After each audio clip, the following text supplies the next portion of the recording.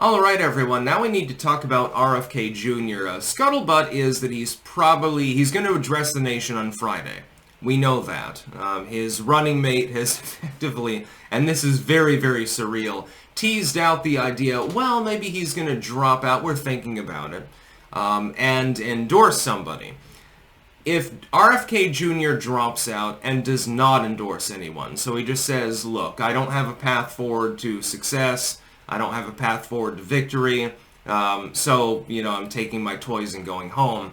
That's not going to change the metrics of the political race at all between Trump and Kamala Harris.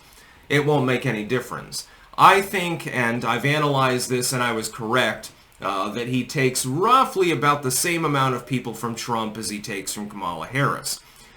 If he endorses, though, and the idea is that he's probably endorsing Donald Trump, which is a wise idea, I'll explain that, then it does change the metrics of the race.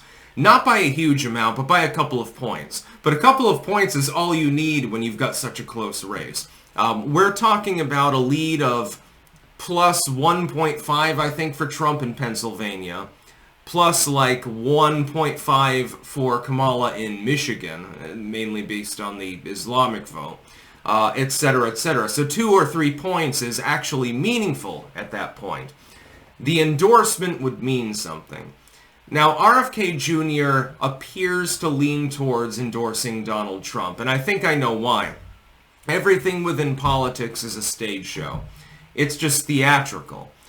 He thinks that Donald Trump is more likely to win than his opponent. It's not because of ideology. Ideologically, let's look at RFK Jr. What does he stand for, other than, Jabby McJab Jab that we can't discuss too much on YouTube? He's very, very anti-gun, like an extremist on the issue. He is in favor of late-term abortions. His running mate literally had to cover his ass when he came out and said this. He's in favor of jailing industrial figures if they deny climate change is man-made and dangerous. He's a left-winger. He's literally a leftoid. I mean, he appeals to the kind of people that otherwise would generally vote for Jill Stein or maybe Cornel West.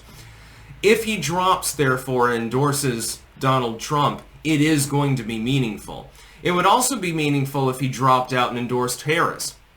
But I think he's looking at the situation and saying Donald Trump is more likely to be elected. I want a position in the cabinet. Or I want accolades, or something like that. This is pure politics at this point, and he's not beyond it. People that I've noticed that a lot of people that are fans of RFK Jr. think that he's above the fray.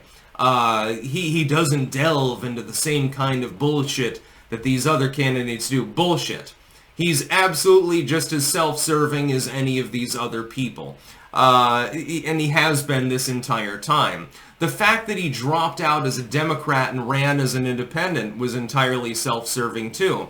He said, look, there's no way that I can beat the incumbent, which was Biden at the time, now it's Kamala Harris. There's no way that I can possibly become the nominee. Well, if I'm an independent, everything will be fine. He's done this entirely for himself, and I actually have to give him a little bit of credit for this. It's totally fine to be self-serving when you're in a political role. Trump is. Biden was. He's on his way out. Kamala is certainly self-serving. It's a matter of how do you serve the self.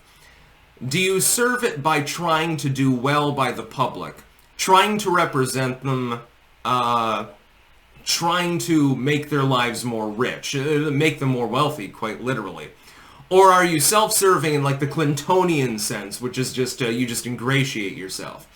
In RFK Jr.'s case, if he drops out and endorses Donald Trump, that will be something that's applaudable. And when we should. By the way, if he does, fellow Trump fans, please do not crucify the man for being self-serving or anything like that. Give him a fucking hall pass. Because that's strategically a good idea. It doesn't matter if it's disingenuous. It doesn't matter if he's obviously angling for career in Trump's cabinet or something like that. You could do worse. If Trump puts him in charge of the intel agencies, for example, put him in his head as DOJ or something like that, be hilarious. Oh yeah, my dad and my uncle were both killed by the U.S. government. But now I have access to all of this classified information talking about that. Oh, it'd be great. Can you imagine Trump's second term with RFK Jr. and head of Intel? This could actually happen. We just have to re-elect the man. It would be amazing. It would be one of the greatest things ever. Oh, he'd be digging through the files every night. He'd skip out on the next meeting and say, no, I'm busy reading. Sorry, guys. I've got bigger shit to do. And it would be funny. RFK Jr. may be dropping out as soon as Friday. Now, his campaign doesn't really have any money left. They've pretty much exhausted those resources. What happened is his running mate was really a piggy bank, and he was draining those resources. And the idea was, hey, there are a lot of Trump derangement syndrome sufferers, and there are a lot of people who didn't like Biden. And so this can work, right? But then Biden decided to drop out. So now he appears to be hedging his bets with the Trump campaign. Now again, this is just allegedly. We don't know that this is going to happen. I would give it better than even odds, though. I mean, clearly he needs to drop out. His campaign has gone nowhere. He probably endorses somebody. If you're going to endorse somebody, you want to endorse the person you think that can win. That would be Donald Trump. You put him over the finish line with your support, you get a cabinet position or something like that, you get some sort of kickback, and then everything is hunky-dory. Betting on Kamala Harris is, I don't think, a good idea. If anything, if RFK Jr. does that at this point, actually it shows strategic intelligence, because Donald Trump does have the advantage in the race. There are a lot of people who are saying, well, no, there's Kamala momentum and all that bullshit. It's a bunch of bravado, though. I mean, she's still 5 points behind where Hillary Clinton was in 2016, when she lost, by the way, in the general, in the same polls. What the hell are you talking about? What the hell are you smoking? At most, Kamala's ahead by 4 in the polls that are giving her more leverage. Sometimes she's behind. She doesn't have any advantage whatsoever. RFK Jr. would be very wise to drop out, endorse Donald Trump, and say, look, I just want to be the head of the DOJ, or something like that. Give me security clearance. Give me access to classified material that may have to do with the fact that my dad was probably killed by the U.S. government. And then be able to make it public.